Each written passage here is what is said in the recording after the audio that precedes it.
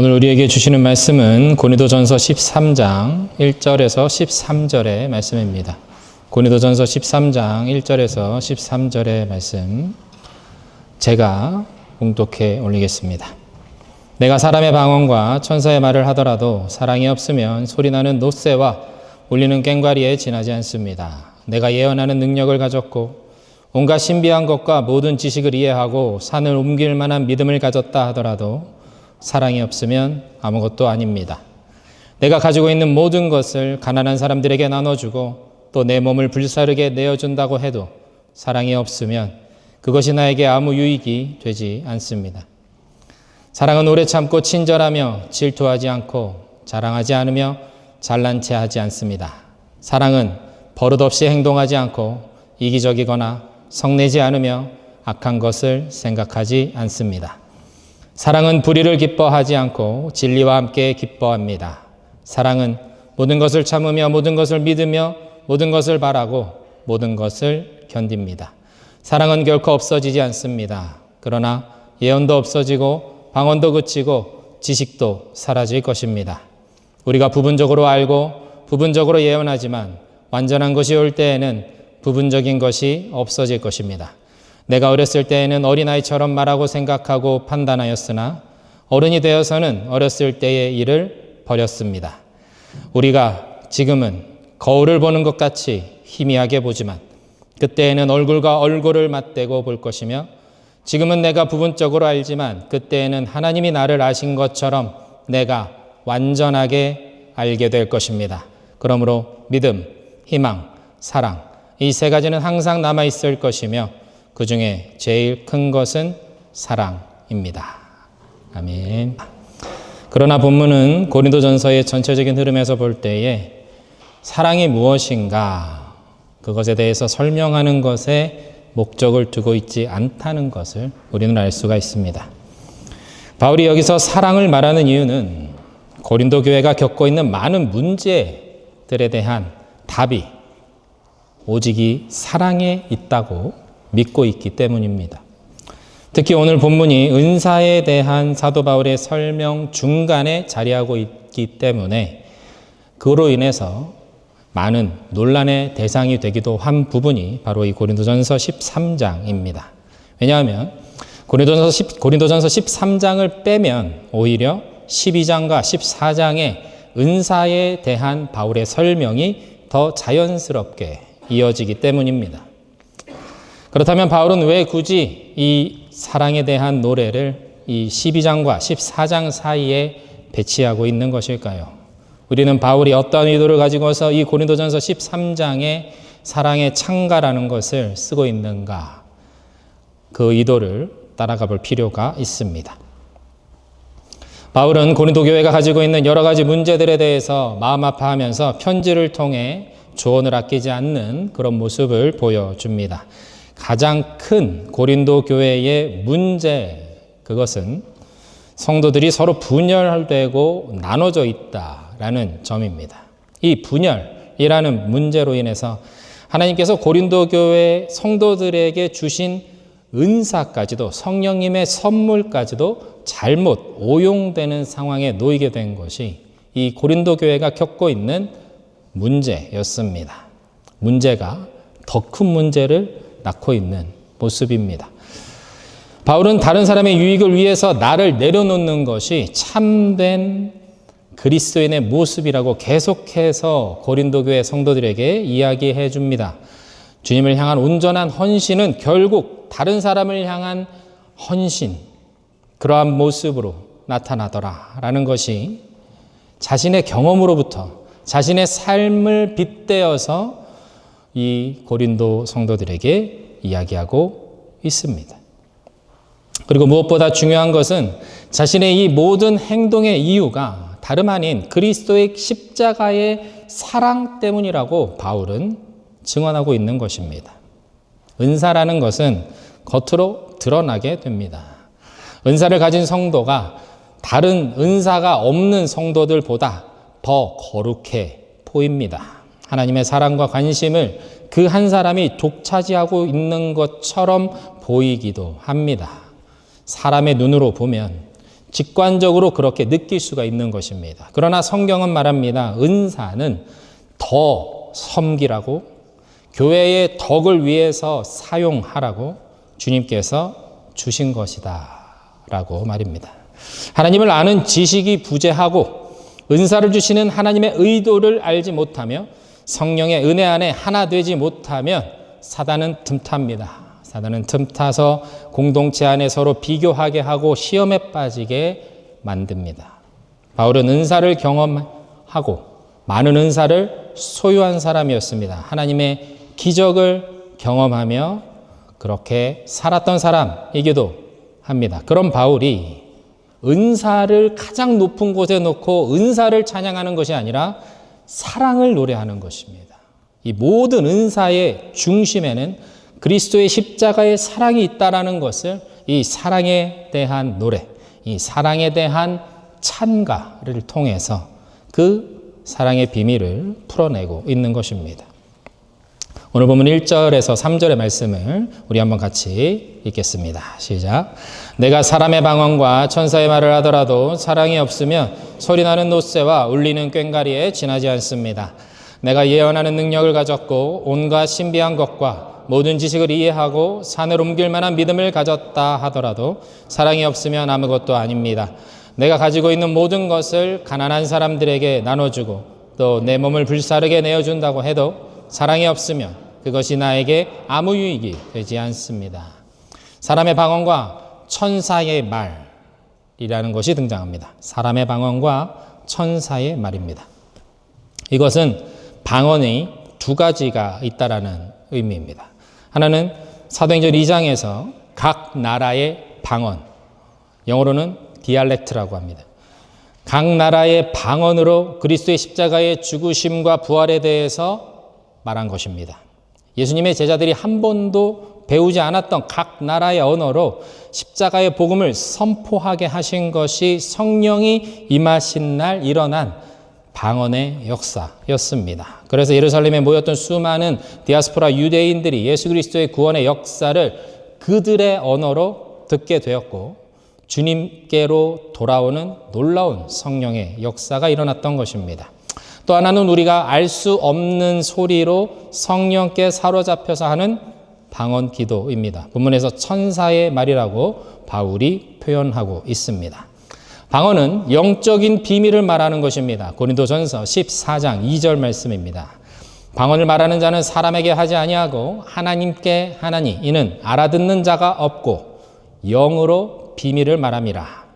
사람은 방언이 어떤 뜻인지 무슨 의미를 가지고 있는지 알 수가 없습니다. 그렇지만 하나님께 올려드리는 이 기도는 강력한 영적인 의미를 가지고 있고 영적인 힘을 가지고 있다고 바울은 증언합니다. 그러나 성령의 은사를 받아서 내가 방언을 한다고 해도 천사의 말을 한다고 해도 사랑이 없으면 사랑이 그 방언을 하는 내 안에 은사로 충만한 내 안에 사랑이 없다면 울리는 꽹과리에 불과하다는 것이 바울이 말하고 있는 점입니다. 아무런 의미가 없다는 것이죠. 후에 고린도전서 14장에서도 한 번 더 이야기하겠지만 영적인 비밀을 말하는 방언을 통역하는 은사가 있습니다. 그래서 누군가가 그 방언을 통역하게 되면 그것은 영적인 비밀을 사람들이 알아들을 수 있게 통역하는 것이 되고 그 통역은 곧 예언이 됩니다. 우리 성도들을 향한 이 땅의 교회를 향한 하나님의 뜻과 마음이 이 예언의 말씀을 통해서 드러나게 되는 것이죠. 그러나 이러한 놀라운 은사들이 있음에도 불구하고 사랑이라는 것이 그 안에 없다면 여기서 중요한 것은 사랑은 그리스도의 십자가의 사랑이라는 것이죠. 세상에서 말하는 그런 흔한 사랑이 아닙니다. 그리스도의 십자가의 사랑입니다. 그 그리스도의 십자가의 그 사랑이 없으면 아무것도 아니다라는 것입니다. 아무것도 아니다라는 이 말이 본문에서 계속 반복되고 있죠. 이것은 영어로 말하면 I am nothing입니다. 이 말은 그 사랑이 없으면 나의 존재의 의미가 없다라는 뜻이 됩니다. 내가 방언을 말하고 예언하는 능력을 가졌고 모든 지식을 이해하는 능력이 있고 산을 옮길 만한 믿음이라는 것이 있다고 하더라도 사랑이라는 것이 없으면 그리스도의 십자가의 사랑이 무엇인지 모르고 그것이 내 안에 없다면 아무것도 아닌 존재가 된다라는 것이죠. 하다못해 먼지도 존재가 있죠. 먼지보다 못한 존재가 된다는 뜻입니다. 존재의 의미를 잃어버리는 것이죠.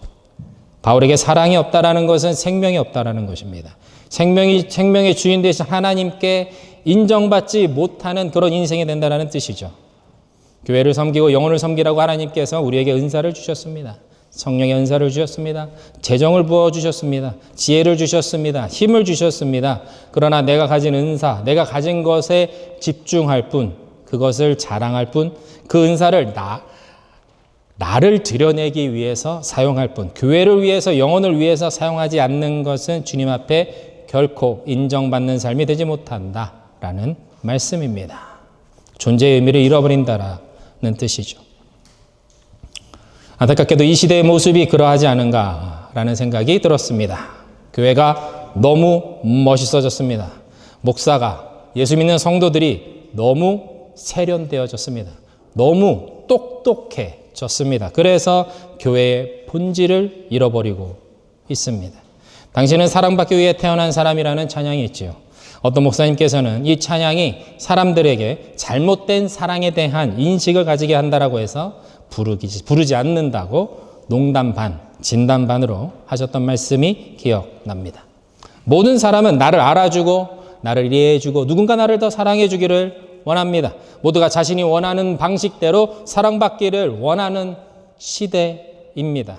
점점 더 그런 모습은 강화되는 것 같습니다. 하지만 진정으로 사랑을 할 줄 아는 사람, 하나님의 사랑을 이 세상 가운데 살아내며 그 사랑에 갈급한 사람들에게 사랑을 보여주고 전해줄 사람은 너무나도 적은 것 같습니다. 하나님께서 아브라함을 부르시면서 말씀하셨습니다. 너는 복이 되라 라고 말씀하셨습니다. 내가 복을 나눠주는 복 그 자체가 되라고 말씀하셨습니다. 하나님으로부터 공급되는 충만하고 한없는 그 축복을 이 땅에 나눠주고 흘려보내는 축복으로 너는 살아라 라는 말씀입니다. 존재적인 말씀이죠. 하나님으로부터 오는 충만한 복, 그 복의 근원으로서 세상 가운데 보내진 사람, 조금 더 심하게 말하면 세상 가운데 던져진 사람, 그 사람이 바로 아브라함이었습니다.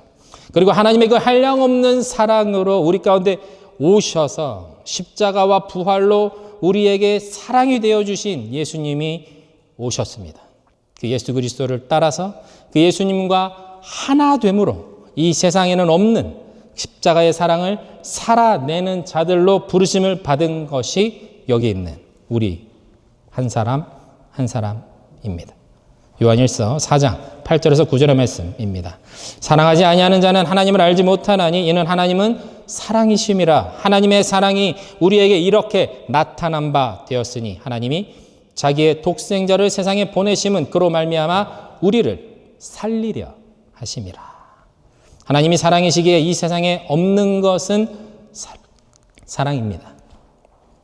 하나님이 가지고 계신 것이 사랑이 아닙니다. 하나님 자체가, 그분의 존재 자체가 사랑입니다. 그렇기에 이 세상에는 그 사랑의 그림자만 있을 뿐 그 사랑은 이 세상에 없습니다. 사랑의 원천 되시는 하나님께서 사랑을 보여주시고 가르쳐주시고 그 사랑으로 살리기 위해서 이루신 일이 독생자 아들을 십자가에 내주시는 사건이었습니다. 역사상 가장 잔인하고 무서운 처형 방법 중 하나였던 십자가가 우리에게 가장 위대한 사랑의 증거가 된 것은 예수님의 부활과 함께 내가 살아났기 때문입니다. 내가 그 사랑으로 살았기 때문입니다. 죽음에서 일어나신 예수 그리스도를 통해서 내가 영원한 생명으로 살아났기 때문입니다. 할렐루야.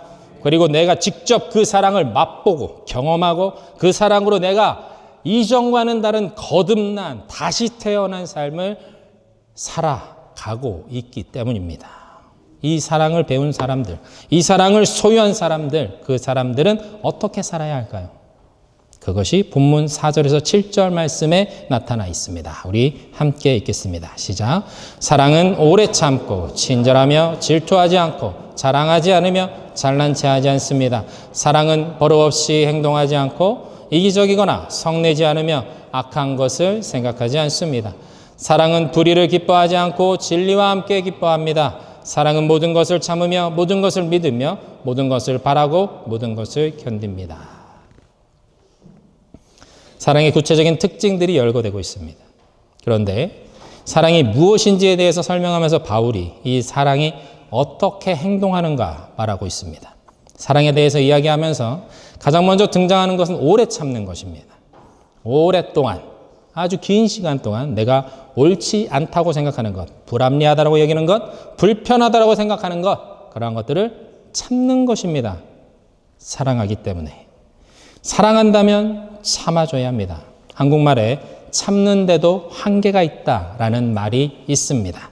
그러나 사랑 안에는 참는 것에 한계가 없습니다. 그리고 이어지는 단어는 친절함입니다. 오래 참는 가운데 친절함으로 행동하는 것이죠. 개역개정에서는 온유함으로 번역하고 있는데 이 단어는 크레스토스라는 단어에서 나왔다고 합니다. 크레스토스라는 단어는 쓸모있다, 유용하다라는 뜻으로 보다 능동적으로 이 사랑의 대상을 효율적으로 그의 필요를 채워주며 섬기는 모습을 나타내 줍니다. 다른 말로 하면 그 사람의 연약함을 알고 있으면서 이해해주고 참아주면서 사랑으로 그 연약함을 도와주는 것이죠. 그리고 이어지는 단어는 스스로 자랑하고 교만하지 않는다라는 것입니다. 참된 사랑은 자신이 드러나지 않는 것이다라고 말하고 있는 것이죠. 이기적이지 않다라는 것입니다. 사랑은 오히려 내가 낮아지는 자리에서 발견됩니다. 그리스도의 사랑은 십자가까지 낮아진 사랑입니다. 가장 비천한 죽음의 자리에서 나타난 하나님의 사랑입니다. 예수님께서 제자들의 발을 씻기신 것은 예수님 당신의 그 사랑을 하나의 섬김의 모습으로 제자들에게 각인시켜 주시기 위함이었습니다. 우리가 낮아지기 어려운 이유는, 섬기기 어려운 이유는 우리의 자존심 때문입니다. 우리의 자존심이 건드려지고 거기에 따른 우리의 분노 때문입니다. 5절 말씀에서 사랑은 성내지 않는다 말씀합니다. 여기서 우리가 성내다라는 단어는 파록시타이라는 단어입니다. 격분하여 화를 내다라는 뜻입니다. 영어에서 발작이나 감정의 폭발을 뜻하는 파록시즘이라는 단어가 이 단어에서부터 나왔다라고 합니다. 사랑은 내 감정, 나의 분노가 폭발하지 않는 것입니다. 그러한 모습을 보이지 않는 것이죠. 이것을 인내하고 다루는 것이 사랑이라고 말씀하고 있습니다. 그러므로 사랑은 오래 참음으로 모든 것을 믿음으로 견뎌내는 것입니다. 소망 가운데 참고 끝까지 견뎌내는 것, 그것이 사랑이라고 말씀하고 있는 것이죠. 베드로전서 2장 23절 말씀입니다. 그분은 모욕을 당할 때도 욕하지 않고 고난을 당할 때도 위협하지 않았으며 모든 것을 공정하게 심판하시는 하나님께 맡기셨습니다. 예수님은 모든 것을 하나님께 맡기심으로 참아내셨습니다. 그 십자가의 모든 수치와 고난에 나는 없었습니다. 오직 하나님 아버지께 모든 것을 맡겨드렸습니다. 빌립보서에서 근본적으로 하나님과 동등하시지만 자기 자신을 비워 종의 형체를 가지사 십자가를 지셨다라고 그렇게 되어 있습니다. 자신을 비우고 모든 것을 주님께 맡길 때에 비로소 참된 사랑이 가능하다라는 것입니다. 우리 안에 있는 것들을 먼저 주님께 내려놓는 것이 중요합니다. 우리 안에 나를 사로잡고 있는 것이 있다면 그것이 무엇이든지 먼저 주님께 내려놓는 것, 그것이 사랑의 시작이 됩니다. 이것이 기도이고 이것이 회개이고 이것이 믿음입니다. 참된 기도와 회개의 자리로 나아가야 합니다. 그 참된 회개의 자리로 나아가시는 저와 여러분 되시기를 주님의 이름으로 축원드립니다. 형식적인 예배, 형식적인 기도에서 벗어나서 마음이 쏟아지고 나를 사로잡고 있는 생각들이 그 자리에서 빠져나가고 사라짐으로 주님의 변화의 손길을 경험하시는 은혜가 있기를 주님의 이름으로 축원드립니다. 오늘 본문 12절 13절 말씀을 같이 읽겠습니다. 시작. 우리가 지금은 거울을 보는 것 같이 희미하게 보이지만 그때에는 얼굴과 얼굴을 맞대고 볼 것이며 지금은 내가 부분적으로 알지만 그때에는 하나님이 나를 아신 것처럼 내가 완전하게 알게 될 것입니다. 그러므로 믿음, 희망, 사랑 이 세 가지는 항상 남아있을 것이며 그 중에 제일 큰 것은 사랑입니다. 바울은 은사를 사모하되 은사를 무시하라고 하지 않았습니다. 은사를 사모하되 은사가 가장 중요한 것으로 여겨서는 안 된다라고 말합니다. 은사주의자가 되지 말라라는 것이죠. 중요한 것은 사랑입니다. 최후에는 사랑만 남습니다. 은사는 예수님이 오실 때, 예수님을 대면하여 보게 되었을 때, 그때는 은사는 의미가 없습니다. 사랑만 있습니다. 산을 옮기는 믿음도, 많은 방언을 말하고 예언하는 것도 예수님을 만난 그 자리에서는 다 의미가 없어집니다. 주님과의 관계, 주님과 나와의 그 사랑만이 남아있게 되기 때문입니다. 주님은 물어보실 것입니다. 내가 세상에서 한 많은 일들 가운데 나를 위해서, 나를 사랑해서 한 일이 무엇이냐? 우리는 이 질문에 답을 해야만 하는 인생을 지금 살고 있습니다. 내가 주님을 사랑해서 이 세상에서 내가 이것을 선택했고 자발적으로 무엇인가를 포기하며 그 일을 감당하고 그것을 감내했던 일이 있어야 한다는 것입니다. 이것을 알고 행하기 위해서 결국 우리는 성경을 읽고 하나님의 뜻을 구하며 기도하고 그 가운데 은사가 부어지고 능력이 부어지는 것입니다. 순종하기 위해서 주님의 마음을 따라서 주님을 사랑함으로 내가 그 사랑에 순종하기 위해서 기도하고 말씀 가운데 선다라는 것이죠. 대부분의 사람들은 하나님의 뜻을 구합니다. 그렇지만 진정으로 그것을 따르지는 못합니다. 마치 예수님 시대의 무리들이 예수님께 먹을 것을 구하며 병고침을 받기 위해서 수많은 무리가 예수님을 따랐지만 예수님이 십자가에 달리셨을 때는 아무도 없었던 것처럼 말입니다. 우리의 진심이 드러나는 신앙생활을 해야 합니다. 작은 우리의 삶 속에 분명하게 주님의 사랑의 흔적들이 있어야 합니다. 주님의 사랑이 계속해서 묻어나야 합니다. 그러면서 알게 되고 깨닫게 됩니다. 주님을 만난다는 것이 무엇인지 그 기대감이라는 것이 그 안에 생겨나게 됩니다. 사랑하는 여러분, 주님이 부활하셨습니다. 나를 위해서 죽으시고 부활하신 그 예수님과 얼굴과 얼굴을 마주할 날이 온다고 합니다. 주님의 그 약속은 분명히 이루어집니다. 여러분, 그날을 기대하십니까? 그날을 진심으로 소망하며 기다리고 계십니까? 이러한 소망을 키워나가시는 여러분 되기를 축원합니다. 그 완전하신 사랑 안에 하루하루를 살아내며 그 사랑의 전달자가 되시는 저 여러분 모두가 다 되시기를 주님의 이름으로 축원드립니다. 이 시간 말씀 붙잡고 잠깐 기도하겠습니다. 주님의 사랑이 무엇인지 깨닫게 하여 주십시오. 그 사랑을 살아내는 우리가 되게 하여 주십시오. 지금은 비록 희미하지만 내가 하는 일이 어떤 의미가 있는지, 이것이 정말 주님을 위한 나의 최선인지 내가 알지 못하지만 언젠가 그날이 오면, 주님의 얼굴을 배울 날이 오면 모든 희미했던 것들이 확실해지고 또렷해질 그것을 제가 믿습니다. 그날을 내가 기대합니다. 그 부활하신 주님을 마주하는 그날이 두려움이 아닌 기쁨이 되게 하여 주시옵소서. 우리 그렇게 한번 기도하겠습니다. 함께 기도하며 나아가겠습니다. 하나님 아버지 감사합니다. 부활하신 주님을 내가 마주하여 대하여 볼 때, 주님, 내가 이것을 주님을 위하여 주님을 사랑함으로 내가 감당했나이다.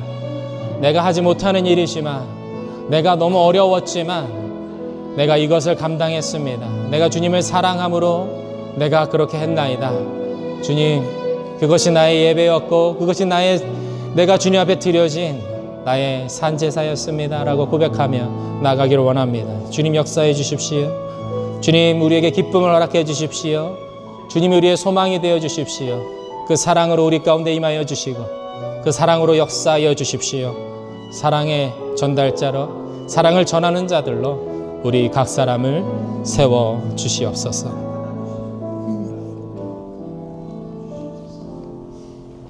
하나님 감사합니다. 주님의 사랑이 무엇인지 깨닫게 하여 주셔서 그 사랑을 살아내는 우리 모두가 되게 하여 주시옵소서. 지금은 비록 희미하지만 언젠가 그날이 오면 주님의 얼굴을 배울 날이 올 것을 믿습니다. 그날의 모든 희미했던 것들이 확실해지고 뚜렷해질 것을 믿습니다. 부활하신 주님을 마주하는 그날이 두려움이 아닌 기쁨이 되고 소망이 되는 우리 모두의 삶이 되게 하여 주시옵소서. 참된 주님의 제자들로, 그리스도인들로, 주님의 신부로 당신의 사랑을 나타내며 살아가는 우리 모두가 되게 하여 주시옵소서. 예수님의 이름으로 기도드립니다. 아멘.